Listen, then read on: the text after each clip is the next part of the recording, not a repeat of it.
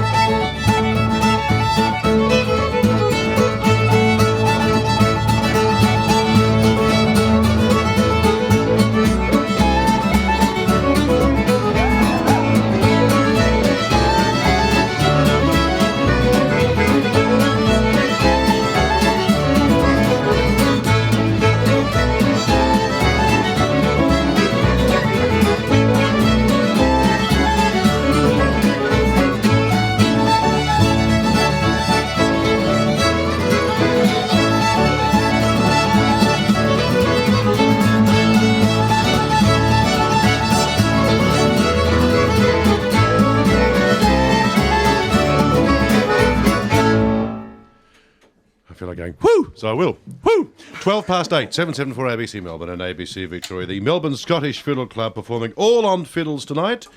We've got Jenny on the fiddle and Neil on the 6-string fiddle with frets.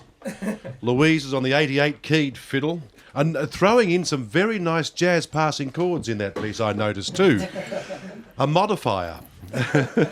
Helmet on the accordion fiddle. Athley's on the very, very large fiddle that stands up on its end. Or the bull fiddle, as it's sometimes called. Claire's on the smaller but much bigger than a fiddle that you sit down to play. Cello fiddle. And then there's Judy and Angus and Tom and Shannon and Kate and Steve and Priya and Jack playing your normal fiddles. Ladies and gentlemen, good evening and welcome. Who was conducting that, by the way? I think it was conducting itself, Derek. Was it? I noticed everyone was looking at Neil, and I couldn't work out whether he was conducting or they just because he's so attractive. It's because of the white jumper. It's very standing out in the crowd, well, even while sitting down in the white jumper. It's good to have you all back in the studio too. It's been a while since we had the club in. What have you been up to, you guys? So many things. I'll tell you what we've been doing a lot of, Derek, that's fundraising. And are we glad it's finished? Yes. We've been raising money to go to New Zealand. Yes. And we are about to embark on a 2-week tour of New Zealand. Fantastic. In September, in the school holidays. 35 of us are going. And we're all very excited about that. In addition, we've been practising up to make a new CD, which we're going to be making when we come back. Okay. And of course, we've been practising for our concert, which we're doing this Sunday at the Hawthorn Town Hall, with a whole array of guests. Yes, well, let's talk about that because Sunday at Hawthorn Town Hall, I've got a little flyer here somewhere. This is the Feeling Warm on a Winter Afternoon. That's the one. The Melbourne Scottish Fiddle Club, supported by the Hawthorn City Pipe Band. Mm-hmm. Fiddles and pipes in the... it's challenging. Yes. It is challenging, but you'll be right if you've got earplugs, yes. I was going to say, you'll be fine. The Hawthorn City Pipe Band, they're a good band. They are a good band. They're an awfully and it's good sponsored by the City of Boroondara, which means that it's free. Excellent. That's it gets better and better, doesn't it? And as well as the Hawthorn City Pipe Band, who else? Well, we've got the lovely Jenny Thomas, who's actually here with us tonight. A fantastic fiddle player who you're probably very familiar with. Yes, we Her know music, Jenny's at work, least. yes. And we've got Alex Legg, a great singer-songwriter from Scotland. Now Australian. Now Australian, Yes. exactly. And we've also got Dave Alloway, the father of the lovely Claire, who's sitting here with the fiddle on the floor. Is Dave playing the bass trombone for this, or He's is he playing the harp fiddle. the harp fiddle? Okay, Yep. that's the. And the theme of the concert is A Long Way From Home. It's inspired by Scottish music in the Antipodes. Well, that in itself is an interesting thing. I mean, everyone saw the film The Piano and thought that's how piano music arrived in New Zealand, and they're probably wrong. But the whole tradition of playing the Scottish style in Australia, it goes back to as early as a Scot arrived here, didn't it? Exactly. I think it probably... First fleet, in other words, fleet stuff, yeah. But Well, a listen, few we of want to them. tell you something about those last tunes that we played. Yes. Because that's one of the projects we've been busy with. Your listeners wouldn't have known, but we were all playing fiddles that have been asleep for about 30 years. And that was, in fact, their awakening from being asleep. They were made by a fiddle maker called John Anderson, who came here from the Shetland Islands, which I'm sure you know is the northernmost part of Scotland. Yes. It's in the inhabitable parts where the people inhabit. Mm-hmm. Yes. Exactly. No trees or anything, but No. lots of wind and lots of snow. And in the Shetlands, they play fiddle, as you know. It's a sort of an indigenous thing. In fact, they say in Shetland that if you throw a rock over a fence, you'll hit a fiddle player. And one of the fiddle makers there was a guy called John Anderson, who came here in about 1910 and 1916. 16. That's about 1910. It is. Yes, Pretty close. Yeah, that's quite about. And he settled here and made close to 50 violins, which are around the world and in Australia. And his family got in touch with us a while back wanting us to play the fiddles for a special occasion in their family. Yes. And because of our enthusiasm, they've also got very enthusiastic and they've gathered together fiddles from far and wide. And we've now got close to 20 of them. We're going to play them at the concert at Hawthorn 20 of on his Sunday, fiddles? yes. And a lot of these fiddles were given by John Anderson to his grandchildren when they turned 21, and they haven't been played ever since. So it really is an awakening of these marvellous violins. So, what condition were they in when you got your hands on them then? Really surprisingly good. They've been Yes. sitting in cupboards. People are very fond of them and proud of them and look after them, but they haven't been played. They're What- good violins. A couple they- were played by people in the MSO, and a couple were played back in Shetland by players. So many of them got history. One of the things, as Neil knows, although he's never had to do this, is if you're not going to play the guitar for a while, then you need to loosen off the strings. Otherwise, the tension of the strings will warp the guitar. How should violins be stored if they're not going to be played for a while? Yeah, I think that's probably a good idea too. Some of the fiddles, sadly, have got cracks in the bellies, and we couldn't use them. Yeah. But loosening off the strings is a good idea. But the trouble then is that the soundpost often falls over. Yeah, and then it's specifically placed. It's not. People don't know this, but Yeah. they're not glued into place. They're not, no. They're just held in place by the tension of the strings. And if it falls over, then getting it back in the exact right spot can be. It can be hard, but we're really lucky in our club. It's a big club, and we've got lots of different people with different skills. And one of our members is Jim Vizard, who's a violin maker. Okay. Has been a very keen violin maker, and he took all of these fiddles and took them home to his workshop and delighted in doing them up. So we've got a whole scores, a score of beautiful old fiddles with that wonderful history, and they sound great, don't they? They do sound good, yeah. That's Many of them were made in a house in Elstonwick. and so are they made with Australian woods or imported woods or both? Some Australian woods. Yep, certainly some are Australian woods and some are imported woods. They're mostly Stradivarius copies, like most fiddle makers. Well, like I most guess. fiddle makers do, yes. Yeah, but they're really quite high quality. And he was an amateur. He was a railwayman all his life, and just did it in his spare time for the love of it and for the memory of Shetland. And made lovely fiddles. Can you just give that one that you're holding? Give it a bit of a bow, or any of the these old ones, just so that we can hear what one of these fiddles sounds like.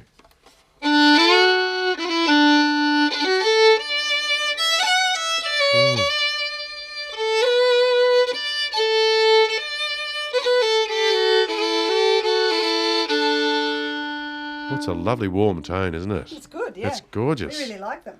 Oh, well, and what a wonderful story to have the opportunity to pick up where he left off, if you like. Exactly, and of course we were playing Shetland tunes on the Shetland fiddles.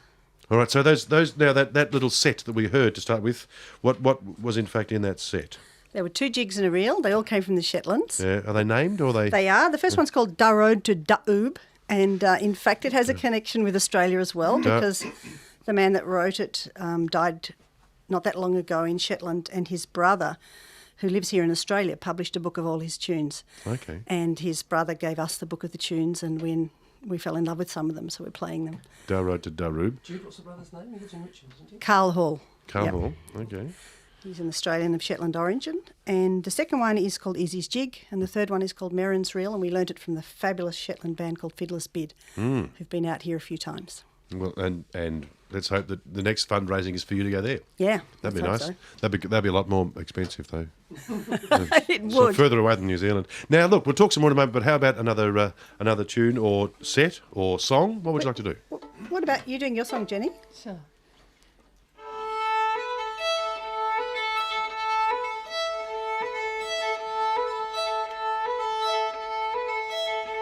No love can transport right to sky, or leaves with early plaintive cry.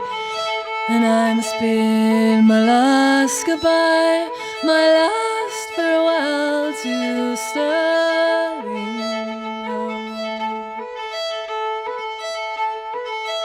Far away my heart's with you, those happy hours with us they flew. And I must bid my last adieu, my last farewell to Stirling. My comrades all now grieve for me, and one request I'll ask of thee, my faithful dog you'll keep for me when I am far from Stirling.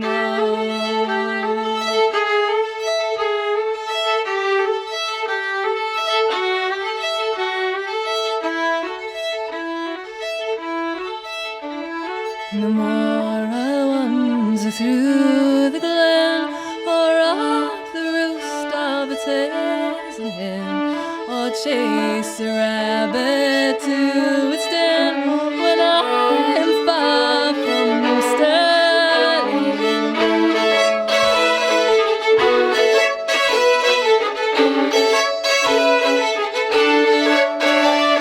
Your farewell, my Jenny dear, and I hope you'll find another dear, and shed, young bitter tear when I am far from Stirling.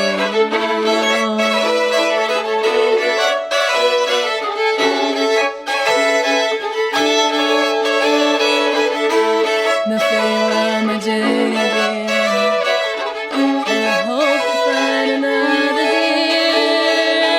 Think of me and what I've done when I am far from Stirling.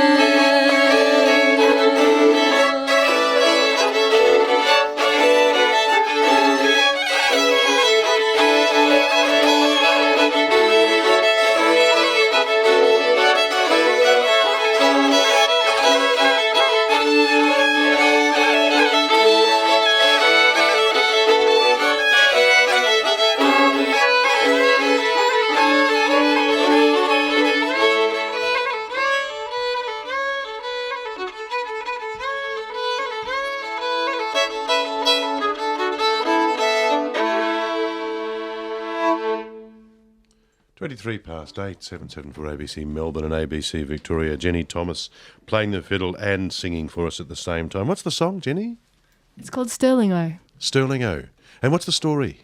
I might pass you over to Neil for this for the story. It's a song that was collected by Gavin Greig in about 1910 in the northeast of Scotland, and it's a song about a man who's been picked up for poaching and is being sent out to Australia as a criminal. Convict. It's convict. So it's a transportation song. Yeah, And it's his farewell to it is. to home. And he says things like, "I'm not going to be shooting pheasant again, and I'm got to say goodbye to my wife, and I've got to." So there's verse after Farewell, verse comrades, and It's kind of unusual for a Scottish song to be a transportation story, because you probably know, Derek, that the Scots are actually a very tiny minority of Yes. convicts.